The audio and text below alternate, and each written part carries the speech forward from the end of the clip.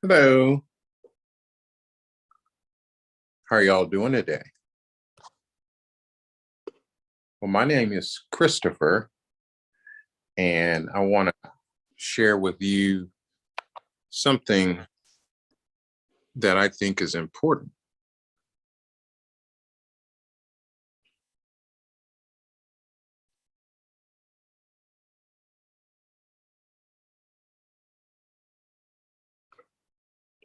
As soon as I can get this to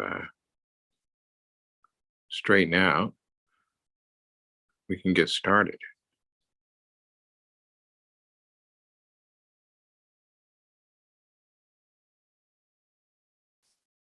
But anyway, this is about,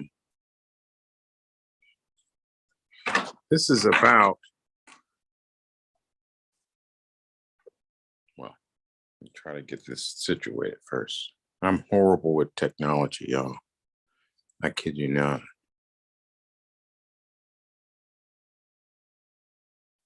Terrible with technology. I need an assistant. Okay, here we go. My name is Chris, and I want to talk to you guys. I'm a therapist, and I'm a theologian, preacher, teacher, pastoral counselor, and I want to talk to you guys about something. And for a few minutes, not too long, I want to talk to you about, um, well, about trauma. Yeah, I know that sounds real interesting, especially on a Friday night, but I figure it's a good time to talk about it. Reason why, well, it's because a lot of people go through a lot of things in life. And a lot of times, folks don't know how to handle the things that they're dealing with, right? One of the things that usually almost always happens with some trauma, some bad stuff that happens to you that you don't know how to deal with, might be a conflict in yourself somehow. Why did this happen? What happened to me? How can it never happen again? Well, what happens is that you tend to separate yourself, right, from others. Okay? Separate from others. It's just a classic sign, you know? Something bad happens. I want to protect myself. I don't know how to protect myself. People are dangerous. Let me lock myself in my closet or in my apartment or in my house, not come out for a while, whatever. Let me not tell anybody.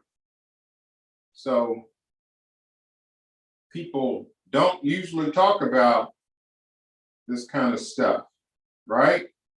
So they don't tell. And this is a big key right here, telling or not telling. I also will call this a secret, right? It's a secret. And sometimes that secret can be forced on you out of shame or threats. Maybe you feel like you can't talk about it, right? It's uncomfortable. Who do I tell? Will they believe me? That kind of thing. So the not telling or don't tell is a secret. That's a part of this trauma, right? And then another part of it is, I mentioned it before, but the shame. Wow. Shame can do a lot of powerful things, generally negative things to you. And what happens is, excuse me, because you separated from other people, you don't talk about what happened. It's your secret. Okay. You feel shame. What does the shame have to do with? Well, it always has to do with this question right here. Why? Why? Why who? Why me? Why me? Why did this have to happen to me? Right? Why did this person violate me? Why did I have to go through this, whatever this is, this trauma, right? Why me? Shame. Okay? And the whole thing about shame is this right here. It's not, what you're experiencing is not normalized. Right? Not normalized. That's why we have the shame component. Right? Because if what you experienced was normal, then it would be a naturally occurring experience and probably healthy, and you wouldn't feel shame. But because you know internally that what happened to you is not normal, you have the shame piece. You have the why me, not normal, not normalized. Something's wrong, right? Something's wrong. And so this process, this is all internal dialogue, by the way. So let me write it over here. This is all internalized, right? Dialogue.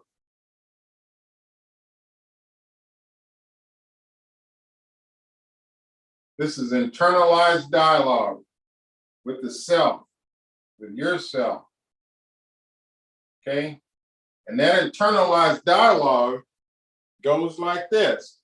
Oh, this bad thing happened to me. Who can I tell? Right? I feel shame. Why did this have to happen to me? This isn't normal. Right? So the next thing that happens, and this is like automatic, this is almost subconscious processing, is that you try to ignore the experience. Right? You try to ignore the experience.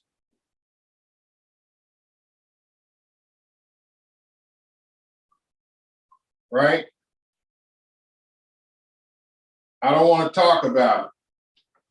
This is too horrible to think about. I feel shame. Why me? This ain't normal. So next thing is, I'll ignore it. I'll pretend that it never happened.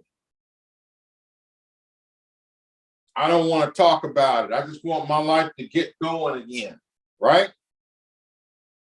There's a big problem there, though, y'all, because ignoring it cannot fix it. Right?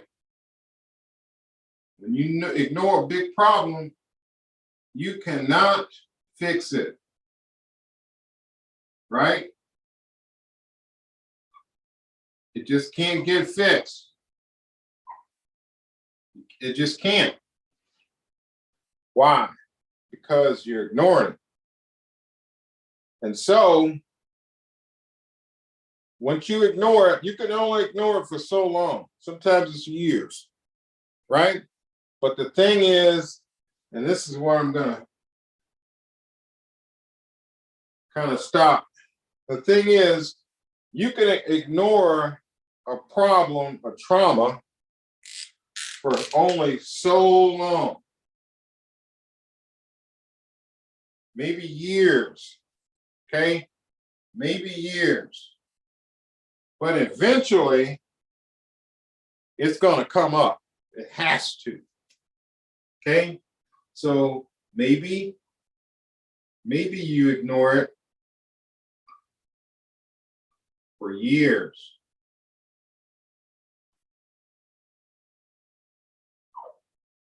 But remember, what's planted in the ground will come up, right?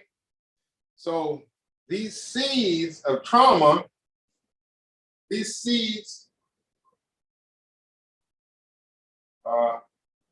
can't spell, seeds, they have to come up. They produce something. They produce something, right? They produce something.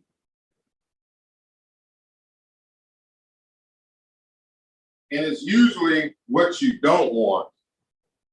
That's what comes up. Well, what is that?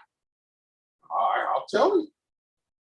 Things that you don't want to come up. By ignoring this stuff, I'm going to write it on the side.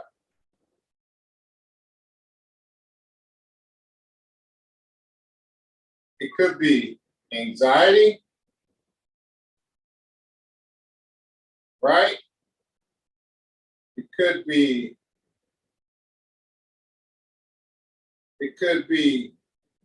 emotional fatigue.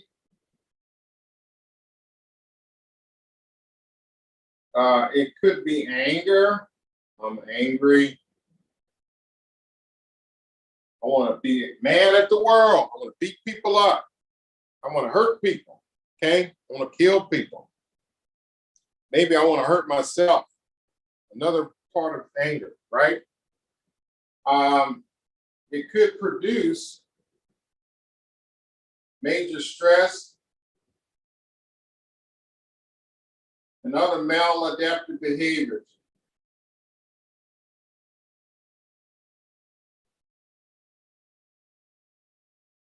Right? What are those maladaptive behaviors? Well, if it's sexual assault and if you're a kid, right, then it could be you become promiscuous, right?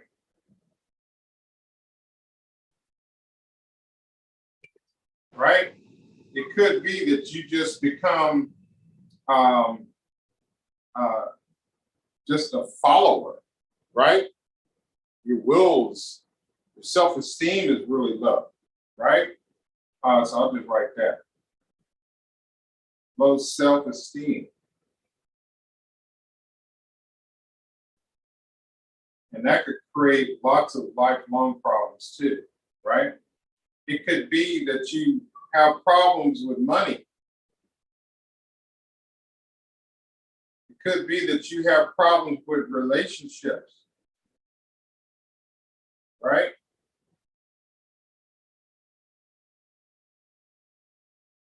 It could be all kinds of stuff. It could be that you get used to chaos,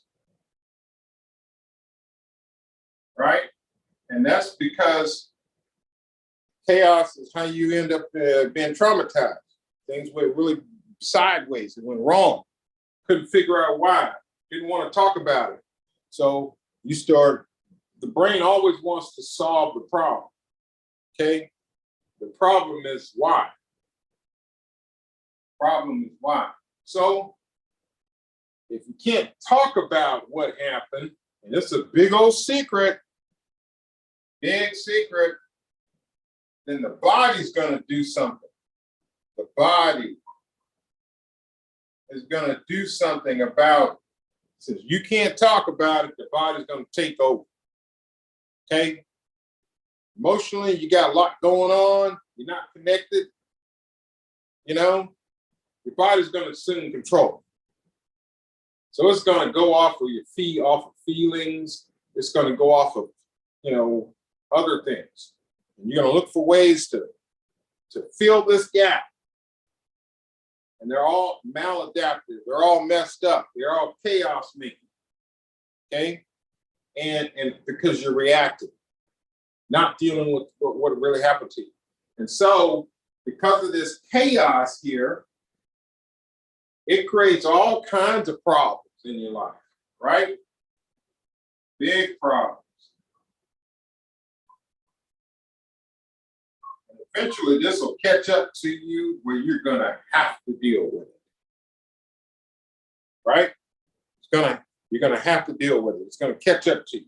You won't have a choice. Okay?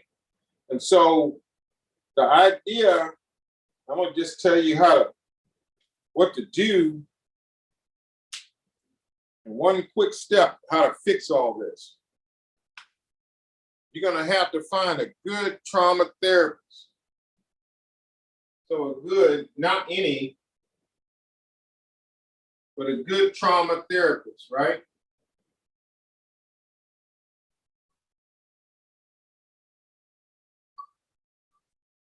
Right? You have to, because you got to deal with this bit that's besetting you, okay? Not any trauma therapist, not any therapist. You want somebody with a good track record. So before you see anybody about any of this stuff, you make sure. You can see me, you can, but make sure whoever you see is an expert on trauma.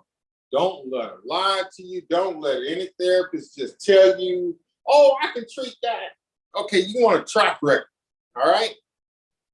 You want proof that they can do what you need them to do. No therapist is going to actually tell you that, but I'll tell you. You want proof. What do you do when you need somebody to come work on your house? You hire anybody that says they're a contractor? Do you? No, of course you don't. Nobody does that. Your car has a problem. Do you take it to just shade tree mechanic and trust them? Of course not. Nobody does that. If you care about your car, you want to take it to somebody reputable with a track record, and you need to verify that record yourself. Google search them. That's one good way to do that. And if they don't have people leaving testimonials down on the Google search, you just leave them alone. A good trauma therapist, they will be able to be verified. Okay, this person, there's some testimonials here. I could Google it, and you can Google anything. I can Google it, and oh yeah, okay, there's some good reviews here. Just like with anything else, you go and Google other stuff. Google that therapist. See what kind of track record they got dealing with what you need for them to address. And then you can go from there. If you don't want to do that, first session, consultation. A lot of times that's a free session. Could be a phone call, could be video, whatever. But you want to feel them out. Don't just trust them with whatever you got going on. No. Make sure you interview the therapist. The idea is you want to see, this is the other thing, if you want to see if they fit. Do they fit? And if they don't go to them anymore. Don't waste your time. I'm trying to save you a lot of problems. Just because somebody got a license or a certification or something, that don't mean nothing. That don't mean that they know anything. Okay? Find somebody that fit with you. You sit there, trust your gut. So go with your gut. What is your gut telling you about this therapist? What in the world is your gut saying? Your gut never lies. Okay? Go with your gut. If you don't feel comfortable with that person, guess what? Look for somebody else immediately.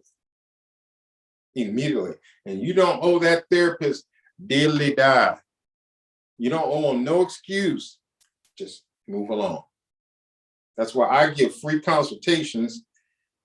Could be 15 minutes, could be 30 minutes on the phone initially, because what's going on? Same thing I'm trying to tell you. I'm trying to see if this person's right for me, and that person's trying to see what? If I'm right for them. So that's what it is. And once you figure this out, the therapist should give you time to make an evaluation. Maybe it'll take a month for them to come back. The client will come back. Take that time, because the last thing you need is more problems. Okay? You need somebody who's masterful, who can come in and help you sort this out. Right? So I'm going to end right there. I really hope it helped y'all, and please forgive me for my lack of skill when it comes to technology. Anyway, y'all have a blessed day. Happy Friday.